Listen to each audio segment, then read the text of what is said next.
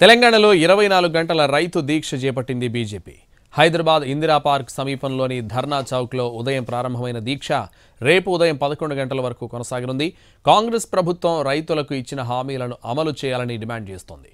కాంగ్రెస్ అధికారంలోకి వచ్చి 9.5 నెలలు అవుతున్నా ఇచ్చిన హామీలు నెరవేర్చలేదని మండిపడ్డారు బీజేపీ నేతలు. 2 లక్షల రూపాయల రైతు రుణమాఫీ, రైతు భరోసాతో పాటు అన్ని రకాల వడ్లకు బోనస్ ఇవ్వాలని డిమాండ్ చేశారు. కాంగ్రెస్ ప్రభుత్వం ఇచ్చిన హామీలను విస్మరించిందని విమర్శించారు బీజేపీ నేతలు. నిబంధనలు లేకుండా రుణమాఫీ చేస్తామని ఎన్నికల్లో హామీ ఇచ్చిన కాంగ్రెస్ రైతులను మోసం చేసిందన్నారు ఎంపీ డీకే అరుణ. రుణమాఫీ చేసింది కొంత అయితే చెప్పుకునేది మాత్రం కొండంత అంటూ విమర్శించారు. 15,000 రూపాయల రైతు భరోసా ఇస్తామని చెప్పి ఇప్పటి వరకు ఎందుకు ఇవ్వలేదని నిలదీశారు డీకే అరుణ. ఆ రోజు మీరు చెప్పిండ్రు 40,000 కోట్ల నుంచి 43,000 కోట్లు కావాలా ఈ 2 లక్షల రుణమాఫీ చేయడానికని. ఈ రోజు అది 15,000 కోట్లకే ఎట్లా పరిమితమైంది?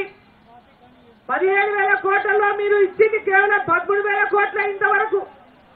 ఇంకా మేము కొంత 70% అయిపోయింది, 80% అయిపోయింది, 20% ఇస్తే అయిపోతున్నటువంటి అబద్ధం మాటలు చెప్తున్నారు.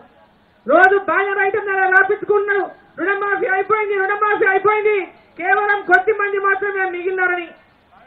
ఆనాడు ఏ నిబంధనలు లేకుండా